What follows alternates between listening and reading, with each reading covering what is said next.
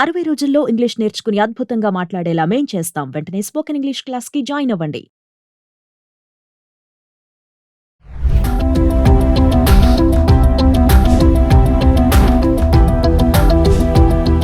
నమస్తే, welcome back to Suman TV. ప్రస్తుతం మనతో పాటు ఉన్నారు consumers affairs committee chairman Mandari Krishna Reddy గారు. నమస్తే సార్. నమస్తే అమ్మా. సార్, ఇప్పుడు పిఎం వికసిత్ భారత్ రోజ్గార్ యోజన అనే ఒక స్కీమ్ అయితే వచ్చింది. దీంట్లో కొత్తగా ఉద్యోగంలో జాయిన్ అయ్యే వాళ్ళకి ఉచితంగా 15,000 ఇచ్చేటటువంటి ఒక వరం అంటున్నారు. ఒక్కసారి ఈ స్కీమ్ గురించి మాట్లాడుకుంటే వివరాల గురించి. కొత్తగా భారత ప్రభుత్వం ఒక పథకాన్ని ప్రారంభించింది. ఇది ప్రైమ్ మినిస్టర్ వికసిత్ రోజ్గార్ యోజన అనే పేరుతోటి తీసుకొచ్చారు. అంటే ప్రభుత్వం కొత్తగా కొన్ని ఉద్యోగాలు క్రియేట్ చేస్తుంది. సుమారుగా 2 లక్షలకు పైగా ఉద్యోగాలు కొత్త వాళ్ళు జాయిన్ అవుతున్నారు.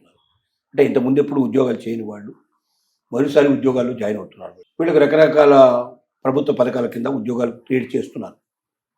ఈ కొత్తగా ఉద్యోగాలు చేయని వాడికి వచ్చే జీతం కొంచెం స్టెబుల్గా సెటిల్ అవ్వడానికి కొంచెం టైం పడుతుంది. ఎందుకంటే కొత్త ప్లేస్కు రావాలి, అక్కడ ఇల్లు తీసుకోవాలి, ఇక్కడ ఉండాలి, పిల్లల్ని స్కూల్కి పంపించడం, ఇట్లాంటివన్నీ ఉంటాయి, ఖర్చులు ఉంటాయి. ఈ ఖర్చులకు తోడుగా అతనికి ప్రావిడెంట్ ఫండ్ కానీ ఈఎస్ఐ కానీ ఇట్లాంటి రకరకాలుగా ఒక ఉద్యోగి చేరిన తర్వాత ఉద్యోగ భద్రత కోసం ఇచ్చేటువంటి కొన్ని అవకాశాలు ఉన్నాయి. దీంట్లో వీళ్ళ జీతం నుంచి కొంత కట్ చేస్తారు, కొంత యజమాని తనకి తగినట్టుగా ఫండ్ ఏర్పాటు చేయాలి. సరే, యజమాని చేయగలుగుతాడు, కానీ వీళ్ళ జీతం నుంచి అప్పుడే మొదట్లో రాగానే కట్ అయిపోతే వీళ్ళకి కొంచెం ఇబ్బందులు వస్తాయి.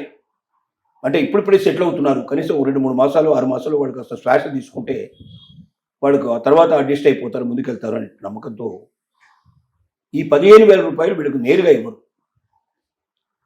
వాళ్ళకి డైరెక్ట్ ట్రాన్స్ఫర్ ద్వారా యజమానుల ఖాతాలోకి పంపిస్తారు. పంపించి అది వీళ్ళ తరఫున వచ్చినట్టుగా వాళ్ళకి ఇన్ఫర్మేషన్ ఇచ్చేస్తారు. తద్వారా ఏమవుతుందంటే యజమాని కట్టాల్సిన డబ్బు ఖచ్చితంగా కట్టి తీరాల్సి ఉంటుంది. అప్పుడు వీళ్ళకి భవిష్యత్తు ప్రణాళికలు ఏవైతే ఉంటాయో, ప్రావిడెంట్ ఫండ్ కానీ, పెన్షన్ కానీ, లేకపోతే దాంతోపాటుగా ఈఎస్ఐ కానీ, ఇలాంటివన్నీ కూడా ఒక ఆరోగ్య పథకమైన కానీ ఇలాంటివన్నీ దాంట్లో వస్తాయి. ఈఎస్ఐ చేయడం వల్ల ఇంట్లో ఎవరికి ఆరోగ్యాలు బాగాలేకపోయినా ₹1 ఖర్చు లేకుండా మొత్తం కూడా ఈఎస్ఐ హాస్పిటల్స్లో ఫ్రీగా వాళ్ళు ఆపరేషన్స్ కానీ ఆరోగ్యానికి సంబంధించినవన్నీ కూడా చేయించుకోవడానికి అవకాశం ఉంటుంది. అంటే కుటుంబానికి మేలు జరిగేటువంటి పథకాలు అమలు అవ్వడానికి మొదట్లోనే కొత్తగా ఉద్యోగంలో చేరి అప్పుడే వెంటనే దాంట్లో నుంచి డబ్బు కట్ అయిపోతే మిగతా వాటికి డబ్బు ఉపయోగించడం కష్టం అవుతుంది. కాబట్టి కొన్ని నెలల పాటు డబ్బు కట్ చేయకుండా ఉద్యోగస్తు కట్టాల్సిన డబ్బుల్ని ప్రభుత్వమే స్వయంగా కట్టి మళ్ళీ దాన్ని రిటర్న్ తీసుకోవడం ఇట్లా ఏముండదు.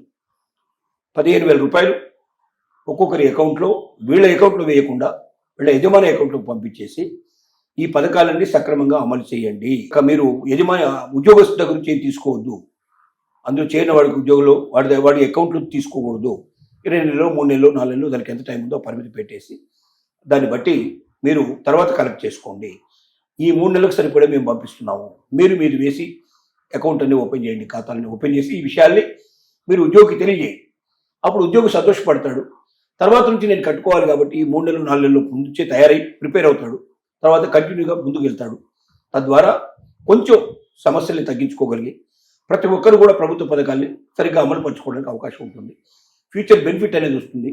అట్లాంటి బెనిఫిట్స్ ఉండే ఉద్యోగంలో ఇంకా బాగా పనిచేయాలని, ఇంకా గట్టిగా పనిచేసి వాళ్ళకి మేలు జరిగేటట్టు చేద్దాం, ఉత్పత్తి పెంచుతాం అనే భావన కూడా ఉద్యోగికి కలుగుతుంది అనేటువంటి సద్భావంతో ఈ రకమైనటువంటి డబ్బు పంపించి ఏర్పాటు చేస్తున్నారు. సుమారుగా 1,00,000 కోట్లు దీనికోసం ప్రత్యేకంగా వాళ్ళు కేటాయించారు. ఇది ఆగస్టు 1 నుంచి అమల్లోకి తీసుకొస్తున్నారు. అంటే ఆల్రెడీ స్టార్ట్ అయింది. దీని నిజంగా కొన్ని 2 లక్షల పైచీలకు ఉద్యోగులకి బెనిఫిట్ కాబోతుంది డైరెక్ట్. అంటే గతంలో కూడా ఇలాంటి చాలా వచ్చాయి కదా సార్ పథకాలు, అంటే వాటికి వీటికి ఏమైనా డిఫరెన్సియేషన్ ఉంటుంది? గతంలో వచ్చిన పథకాలకి దీనికి చాలా తేడా ఉంది.